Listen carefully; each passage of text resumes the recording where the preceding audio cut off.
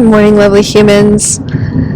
I wanted to share a nugget from The Power of Now by Eckhart Tolle. I'm listening to his audiobook version, which I'm really enjoying because it has this question and answer style format where his publishers actually are involved in the narration along with him. But he was just talking about the concept of psychological time and clock time, and how, it's okay to have goals and to set a goal and then work towards it, as long as you are honoring the steps that you're taking to get to the goal. But once you start doing the things you need to do to get to the goal as sort of a means to an end,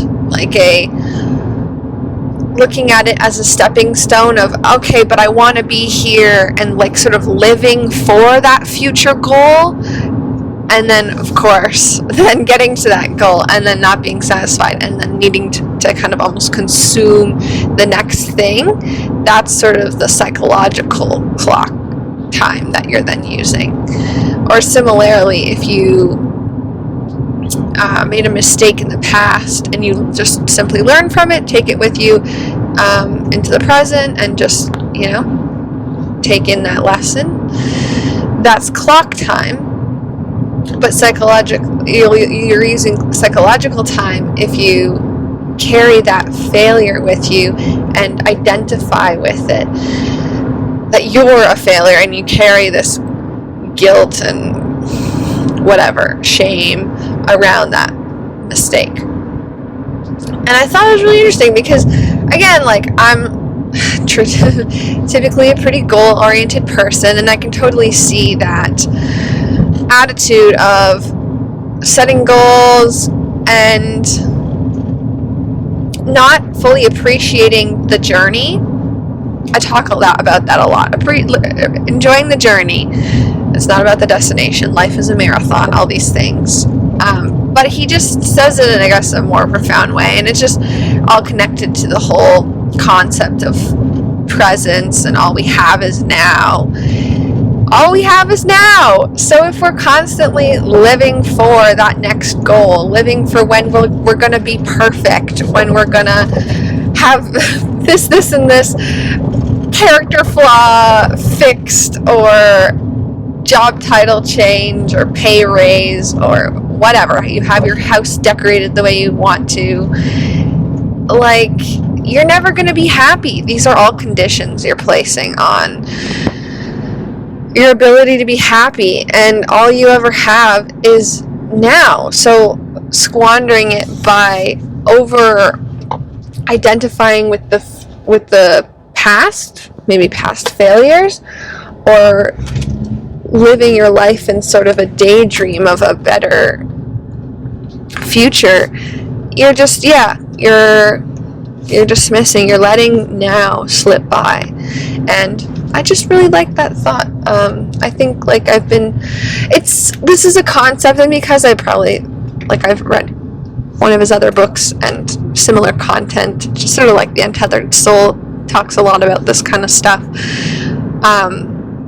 I've been generally trying to live my life this way for some time now, since I was in university, but it's just, there's just different perspectives, and just helps you kind of shift more in that direction, because I have glimpses of presence, I'd like to say, but I don't think I've achieved I definitely have not, a full shift of consciousness towards enlightenment. And anyway, this is just another little nugget to store away and try to put into action. And just as I was listening to his audiobook on my drive this morning, I was noticing each time my brain would slip into this sort of daydream of looking forward to something in the future. And I'm like, that's great. That feels really nice to imagine all these hypothetical scenarios of joy.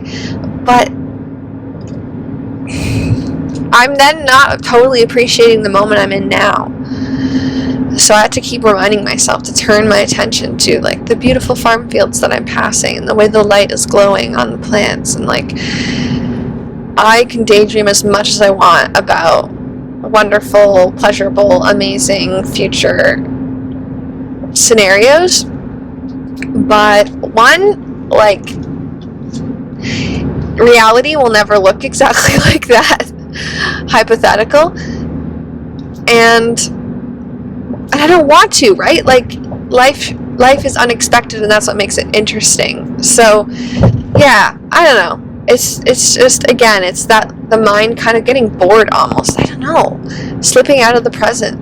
It's like it's such hard work to be so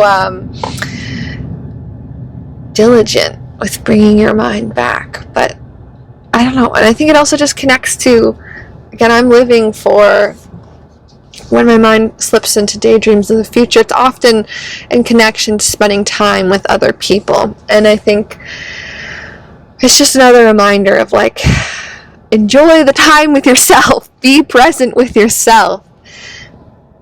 All you have is now, so I'm losing out on time to myself when I slip into daydreams.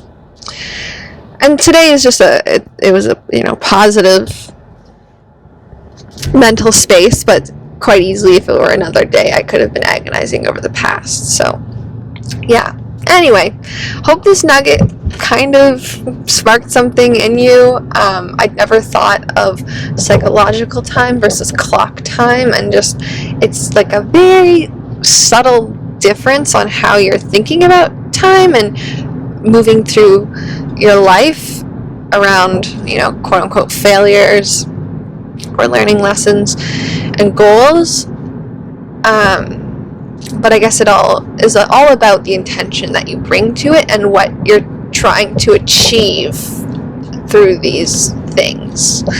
Like, are you trying to learn versus shame and psychologically whip yourself, or take steps in the present knowing that you are heading in a direction but not living for reaching that destination? Yeah.